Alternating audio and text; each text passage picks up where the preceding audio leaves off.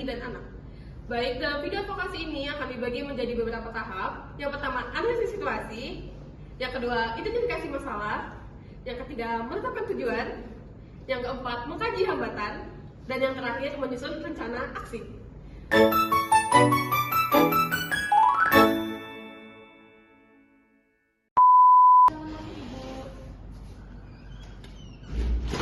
Silakan duduk.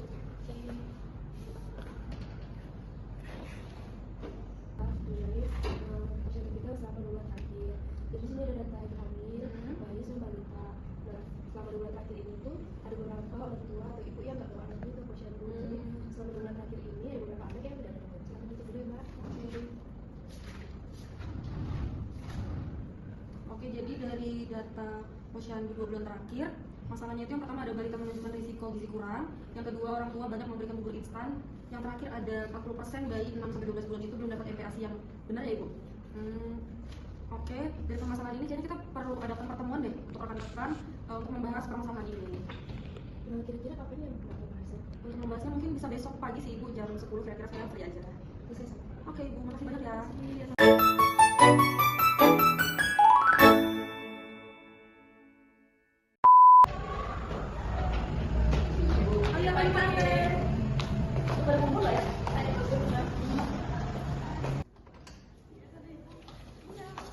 pagi.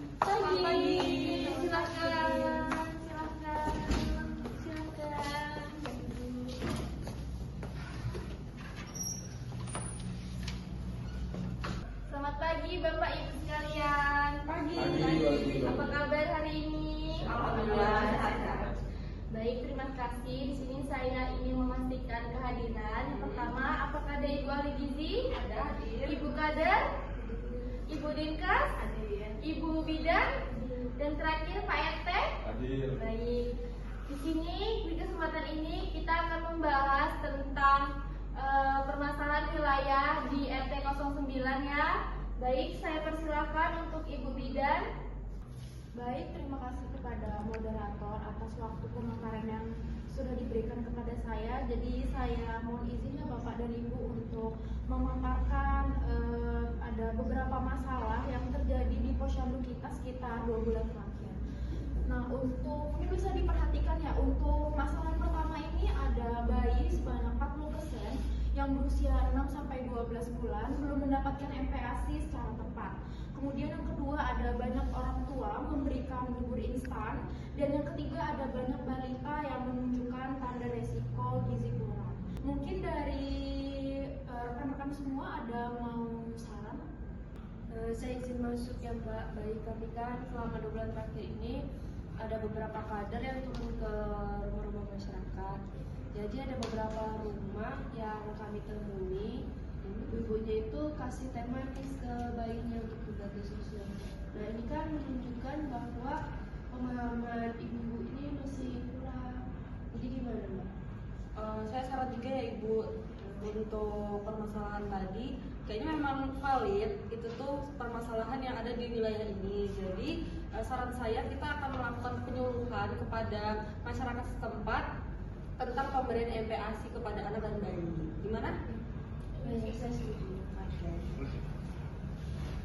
Relate juga sih sama pemahaman saya sebelumnya. Saya dulu ngiranya itu MPASI nggak perlu protein hewani kayak gitu tuh enggak. Karena saya mikir dulu bayi bakal diare mencret gitu tuh. Saya izin masuk juga. Dari Dinas Kesehatan itu menerima laporan bahwa partisipasi orang tua ke posyandu itu sudah jarang dilakukan. Jadi kami tidak tahu perkembangan tumbuh anaknya kayak gimana.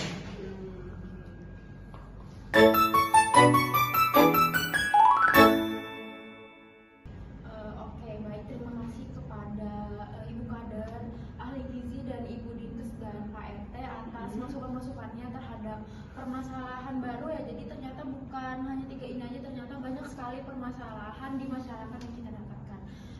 Mungkin saya izin merangkum lagi ya kesimpulannya. Jadi yang pertama itu ada tentang pemahaman konsumsi protein hewani ternyata di masyarakat itu dianggap bisa menyebabkan diare gitu, atau bahasa awamnya mencret pada balita. Kemudian juga ada mungkin masih banyak memberikan anaknya itu teh dibanding susu atau MPASI. Dan yang terakhir, permasalahan yang sering sekali kita alami adalah kurangnya kesadaran orang tua untuk pergi ke posyandu. Mungkin kita nanti bisa melakukan penyuluhan lagi ke masyarakat ya. Jadi intinya adalah itu semua berdasarkan permasalahan baru di 2 bulan terakhir ini, itu ada kurangnya pemahaman terhadap orang tua, terutama kesadaran untuk pergi ke posyandu, dan juga kesadaran pemahaman memberikan MPASI yang baik dan yang benar itu seperti apa, terutama pada asupan balita yang tentunya sangat membutuhkan asupan protein hewani untuk pertumbuhannya. Mungkin sekian dari pemaparan saya selaku bidan. Saya bisa kembalikan ke moderator. Terima kasih.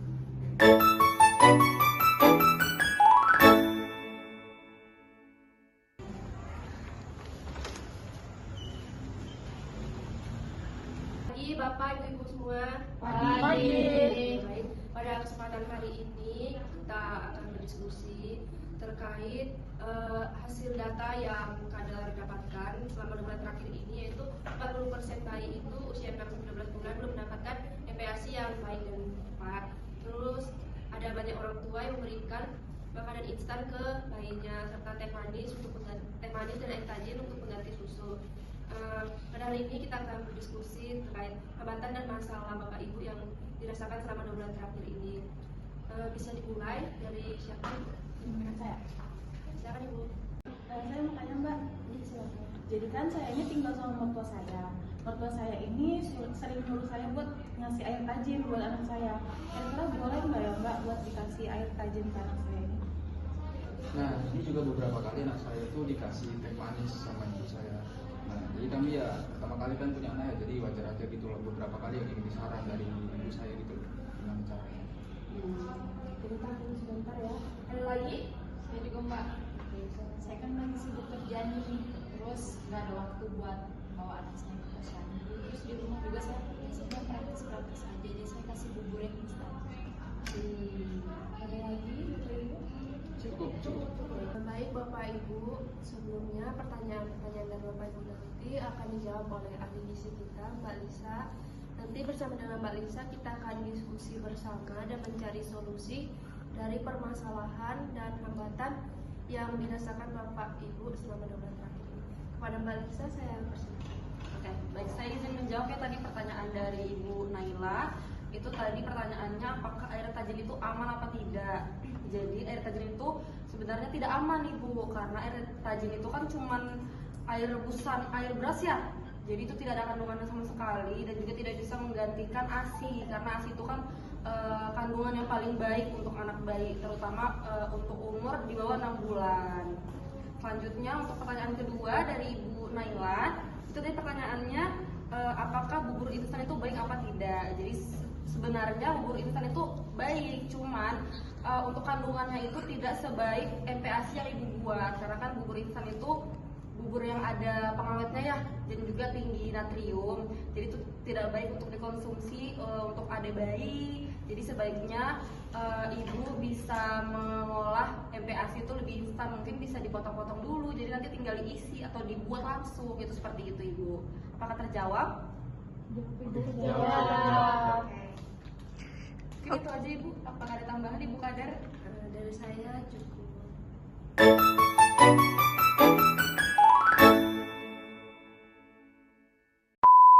Ya baik, jadi kesempatan kali ini saya akan memaparkan materi terkait pemberian makan pendamping ASI untuk bayi dan juga balita. Next.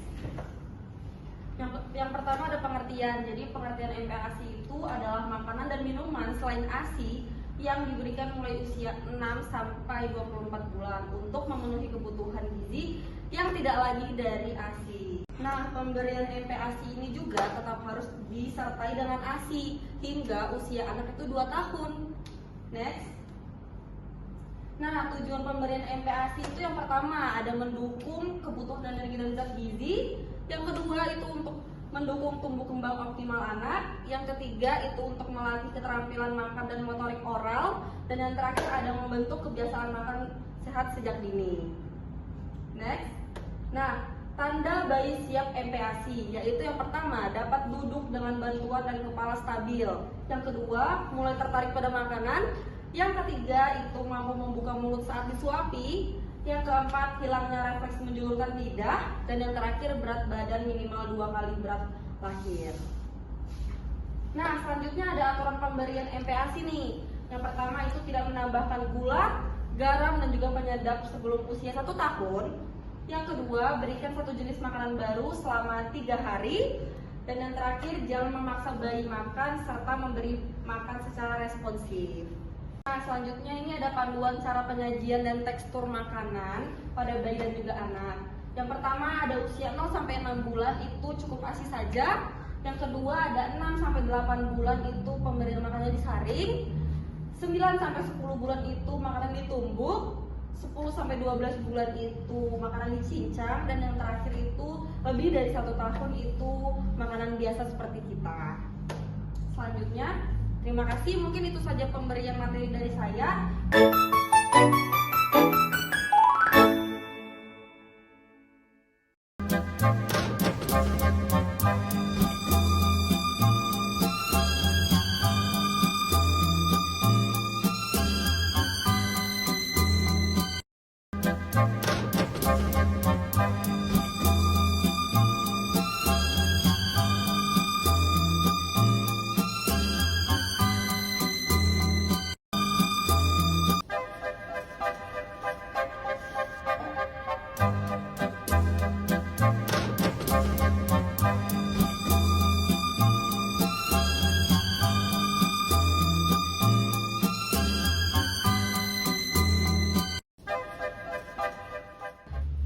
Baik ibu-ibu, tadi kan kita sudah melakukan praktik masak MPASI.